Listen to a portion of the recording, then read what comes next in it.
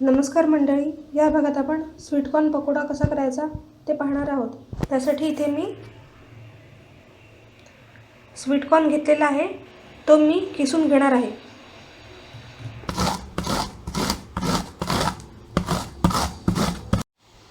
आपण इथे स्वीटकॉर्न किसून घेतलेला आहे।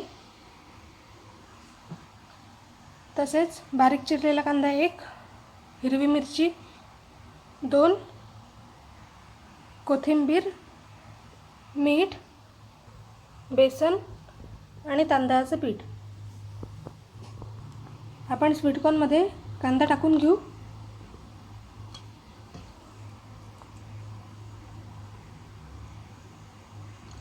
कोथिंबीर, हिरवी मिरची, कढीपत्ता ऑप्शनल आहे।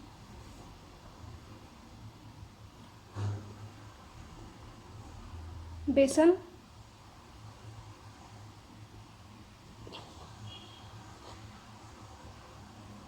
तांदळाचे पीठ, तसेच चवीनुसार मीठ।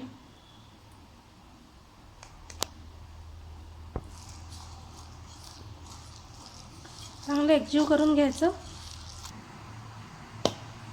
मिक्सरला चांगला स्टिफनेस येईल, बाइंड येईल इतपत आपल्याला बेसन आणि तांदळाचं पीठ घालून घ्यायचं आहे। बेसनामुळे चांगले बाइंडिंग येते, तसेच तांदळाचे पीठ घातल्याने स्वीटकॉर्न पकोडे कुरकुरीत बनतील।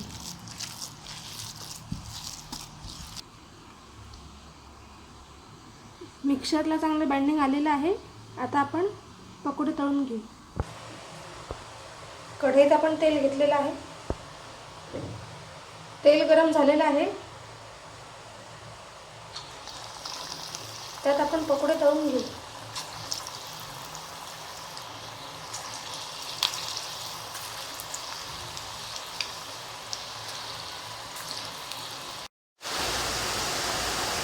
बाहेर मस्त असा पाऊस येतो आहे।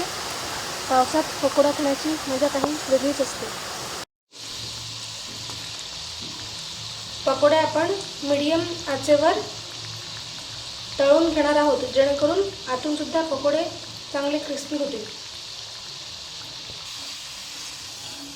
आपण पकोडे तळून घेतलेले आहेत। पकोड्यांना चांगला गोल्डन ब्राउन कलर आलेला आहे। ते आता आपण प्लेटमध्ये काढून घेऊ। अशा प्रकारे सगळे पकोडे आपल्याला तळून घ्यायचे आहेत। किती क्रिस्पी आणि कुरकुरीत असे पकोडे तयार आहे, इथे तुम्ही बघू शकता। जर तुम्हाला ही पकोड्याची रेसिपी आवडली असेल तर माझ्या चॅनलला शेअर आणि सबस्क्राईब करायला विसरू नका। तसेच बेल आयकॉन प्रेस करा, जेणेकरून तुम्हाला माझ्या चॅनलवरचे लेटेस्ट व्हिडिओज पाहायला मिळतील। धन्यवाद।